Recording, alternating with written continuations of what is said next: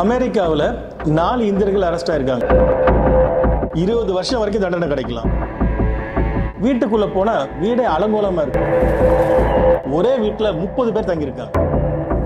அதுல 15 பேர் பொண்ணுங்க.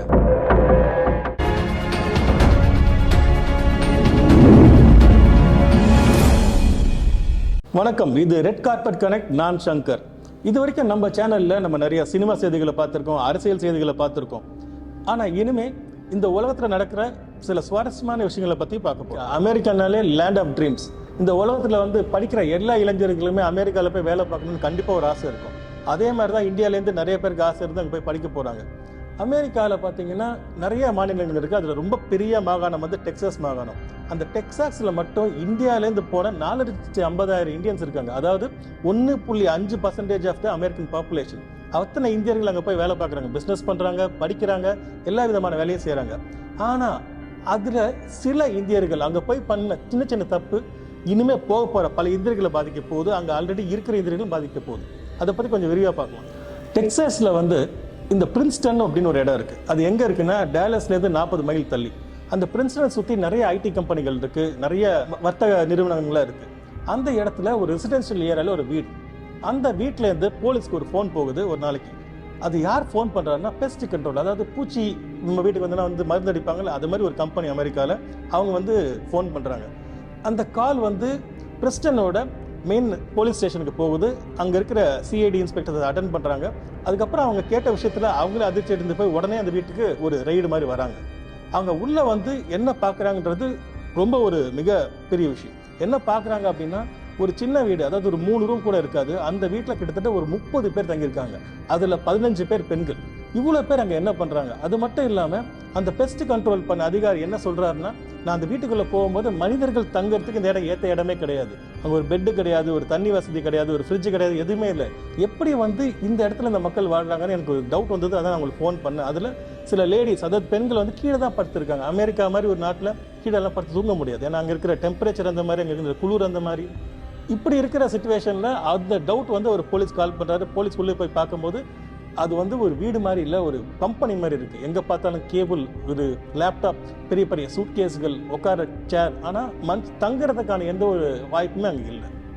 இது என்ன அப்படின்னு அவங்க இன்வெஸ்டிகேட் பண்ணுறதுக்கு முதல்ல ஒரு சர்ச் வாரண்டோட வராங்க. அதுக்கப்புறம் அரெஸ்ட் வாரண்டோட வராங்க. மார்ச் 13க்கு இந்த 4 பேர் அரெஸ்ட் பண்ணுறாங்க. அந்த 4 பேர் யாருன்னா, சந்தோஷ் கட்கோரி, துவாரகா குண்டு, அனில் மாலி, அதுக்கப்புறம் சந்திரன் ரெட்டி அப்படின்னு ஒரு 4 பேர். இந்த 4 பேருமே ஆந்திர பிரதேஷ் சேர்ந்தவங்க. இவங்க எல்லாருமே பார்த்தீங்கன்னா ஒரு 25 வயசுலேருந்து ஒரு 32-33 வயசுக்குள்ளே தான் இருக்காங்க. எல்லாருமே ஒரு யங் பீப்புள் தான். இவங்க என்ன பண்ணியிருக்காங்க அப்படின்ற ஸ்கேம் அதுக்கப்புறம் தான் வெளியில் வருது. கிட்டத்தட்ட யூஎஸை பொறுத்த வரைக்கும் இங்கேருந்து நிறைய பேர் படிக்க போகிறாங்க. ஆந்திராலேருந்து போகிறாங்க, கேரளாலேருந்து போகிறாங்க, உலகத்துலேருந்து எல்லா இடத்துலேருந்து போகிறாங்க. அவங்க எல்லாரும் எம்எஸ் படிக்க போனாங்கன்னா அவங்க போகிற வீசா F1 வீசா. அந்த F1 வீசாவில் அவங்க படிக்கும்போது அவங்களுக்கு ஒரு சலுகையை அமெரிக்கன் கவர்மெண்ட் கொடுக்குறாங்க. அது பேர் ஓபிடி, ஆப்ஷனல் பர்ஃபார்மன்ஸ் ட்ரைனிங். இந்த பர்ஃபார்மன்ஸ் ட்ரைனிங்கை அவங்க 12 மாதம் ஒர்க் பண்ணலாம். அதாவது படிக்கும் போதும் அந்த 12 மாதத்துக்கு ஒர்க் பண்ணலாம், இல்லை படித்து முடிச்சும் அந்த 12 மாதம் ஒர்க் பண்ணலாம். அதுக்கு சலுகையை அமெரிக்கன் கவர்மெண்ட் கொடுக்குது. இதை தவறாக எப்படி பயன்படுத்தி கோடிக்கணக்கான ரூபாயை சில பேர் சம்பாதிச்சிருக்காங்க. அந்த கோடிக்கணக்கான ரூபாய் சம்பாதிச்சு தான் இந்த 4 பேர். ஒரே வீட்டில் 20 பேர் இருக்காங்க. அவங்க எல்லாருமே ஃபோர்ஸ் பண்ணி உள்ளே உட்கார வைக்கப்பட்டிருக்காங்க. இது ஹியூமன் டிராஃபிக்கிங் அப்படின்ற ஒரு ஆக்டில் தான் போலீஸ் அதை முதல்ல பார்க்குறாங்க. போலீஸ் பார்த்துட்டு அங்கே நிறைய ஃபோர்ஜ் டாக்குமெண்ட்ஸை பார்க்குறாங்க. ஃபோர்ஜ் டாக்குமெண்ட்ஸ்னால் எந்த மாதிரி டாக்குமெண்ட்ஸ்? படித்த சர்டிஃபிகேட்டை போலியாக கொடுக்கறது, இல்லை அங்கே இருக்கிற சில வீசா ஸ்டேட்டஸை போலியாக கொடுக்கறது, அவங்க F1 வீசாவில் வராங்க இல்லையா, அதுக்கான போர்ட் ஆஃப் என்ட்ரி லெட்டரையும் போலியாக கொடுக்குறது. இந்த மாதிரி நிறைய போலி லெட்டரை பார்க்குறாங்க.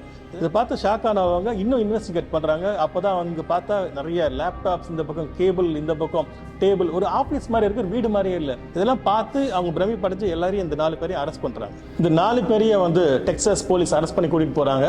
ஸ்டேஷன் கூட்டிட்டு போனவொடனே இன்வெஸ்டிகேஷன் நடக்குது. அதாவது மார்ச் 13 அரெஸ்ட் பண்றாங்க.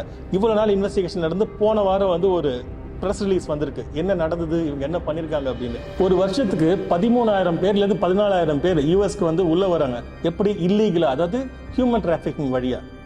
இந்த சம்பவம் நடந்த இடம் பிரிஸ்டன். சந்தோஷ் கட்கோரி, அவரோட ஒய்ஃப் துவாரகா குண்டு, இவங்க 2 பேரும் பிரிஸ்டன்ல ஒரு வீடு எடுத்திருக்காங்க. அந்த பிரிஸ்டன் வீடு எங்க இருக்குன்னா டேலஸ், டெக்சாஸோட கேபிட்டல், அங்கேருந்து 40 மைல் தள்ளி இருக்கு.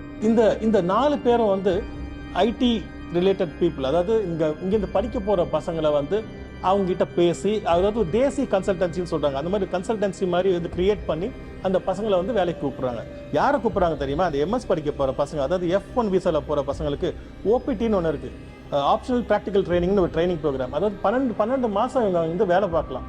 அந்த வேலை அவங்க பார்த்தே ஆகணும். இன்னொன்று, அவங்க எம்எஸ் எந்த துறையில் படிக்கிறாங்களோ, ஐடினா ஐடி, சயின்ஸ்னா சயின்ஸு, பயோடெக்னாலஜி, டெக்னாலஜி, அந்த துறையில் தான் அவங்க வேலை பார்க்கணும். வேறு எதுலையும் வேலை பார்க்கக்கூடாது. இதெல்லாம் வந்து யூஎஸ்ல ரொம்ப மிக முக்கியமான ரூல்ஸ். ஆனால் இந்த எல்லா ரூல்ஸையும் இவங்க பிரேக் பண்ணியிருக்காங்க. அதனால தான் இப்போ கம்பெனி நின்று இருக்காங்க. இப்போ என்ன நடந்திருக்குன்னா, இவங்க இந்த மாதிரி பசங்களை கேன்வாஸ் பண்ணி இவங்க வீட்டுக்கு கூப்பிட்டுருக்காங்க. இன்னொரு முக்கியமான விஷயம், ஷெல் கம்பெனி. ஷெல் கம்பெனினா என்ன தெரியுமா? கம்பெனியே கிடையாது. கம்பெனி இருக்கிற மாதிரி பொய்யா ஒரு கம்பெனியை உருவாக்கி அதுக்கு போர்ட் ஆஃப் டைரக்டர்ஸ், அதுக்கு ஆர்கனைசேஷன் சார்ட்லாம் போட்டு இப்படி ஏமாற்றுவாங்க. இந்த மாதிரி பல ஷெல் கம்பெனிஸ் இவங்க வச்சிருக்காங்க. இந்த கம்பெனியில் இந்த பசங்களை வந்து எம்ப்ளாயி மாதிரி கொண்டு வந்திருக்காங்க.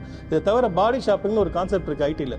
அதாவது ஒரு இடத்துல ப்ராஜெக்டை வாங்குவாங்க, 20 பேருக்கான பணத்தை வாங்குவாங்க, ஆனால் 5 பேர் வச்சு வேலை வாங்குவாங்க. அதே மாதிரி அதையும் இங்கே பண்ணியிருக்காங்க. இவங்க எல்லாம் ஒரே வீட்டில் வச்சு சாப்பாடு கொடுத்துருக்காங்கன்னு சொல்கிறாங்க, தங்க இடம் இருக்குது, இருந்தாலும் 10 மணி நேரம் 12 மணி நேரம் வேலை வாங்கியிருக்காங்க. இதெல்லாம் வந்து இன்வெஸ்டிகேஷனில் வெளியில் வருது. இது வந்து மிகப்பெரிய தவறு லேபர் லா படி அமெரிக்காவில். இந்த எல்லா தவறை பண்ணி இப்போ வந்து உள்ளே மாட்டி உட்காந்துருக்காங்க. இவங்களுக்கும் ஒரு அட்வொகேட் இப்போ இருக்காரு, அந்த கேஸ் நடந்துட்டு இருக்கு. ஆனால் இவங்க அரெஸ்ட் ஆயிட்டாங்க. இவங்களுக்கு தண்டனை வந்துச்சுன்னா என்ன தருவாங்க கிடைக்கும்? 2 வருஷத்துலேருந்து 20 வருஷம் வரைக்கும் ஜெயில் தண்டனை கிடைக்கும்.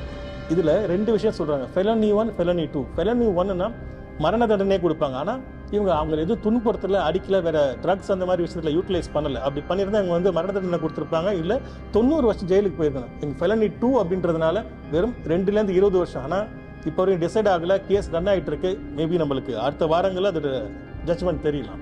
இந்த இன்சிடென்ட் நடந்த இடம் பிரெஸ்டன். இதை தவிர மெக்கனி, மெலிசான்னு மற்ற 2 கவுண்டிலையும் இதே மாதிரி ஒரு வீடை வச்சு இதே மாதிரி வந்து அந்த வேலையை பார்த்துட்டு இருக்காங்கன்ற மாதிரி ஒரு இன்வெஸ்டிகேஷன் நடந்துட்டு இருக்கு.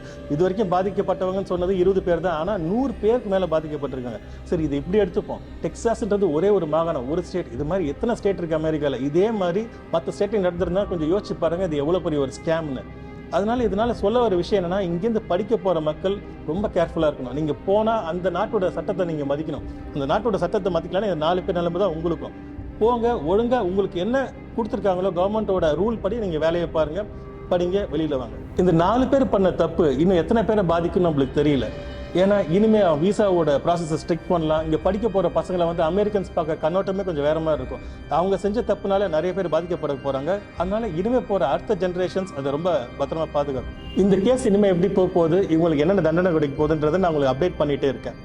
இந்த வீடியோ நாங்கள் போடுறதுக்கு ஒரு முக்கியமான காரணம், இங்கேருந்து படிக்க போகிற பசங்க அமெரிக்காவுக்கு மட்டும் இல்லை, உலக நாடுகளில் எங்கே போனாலும் சரி, நல்லா அனலைஸ் பண்ணிட்டு போங்க, அந்த இடத்த பற்றி புரிஞ்சுக்கோங்க, அந்த லாவை படிங்க. அதை தவிர கவர்மெண்ட் ஆத்தரைஸ் கன்சல்டன்சியை மட்டுமே நம்பி போங்க, தெரியாதவங்க கிட்ட போய் ஏமாந்துடாதீங்க. இது வந்து ஒரு அவேர்னஸ்க்காக தான் நாங்கள் முக்கியமாக இந்த ப்ரோக்ராமை போடுறோம். It's mainly for awareness. நன்றி, வணக்கம். இது உங்கள் ரெட் கார்பெட் கனெக்ட். நான் சங்கர். இதை மாதிரி சுவாரஸ்யமான தகவல்கள், நிகழ்வுகளை பற்றி நம்ம இன்னும் நிறைய வீடியோவில் பார்ப்போம். நன்றி, வணக்கம்.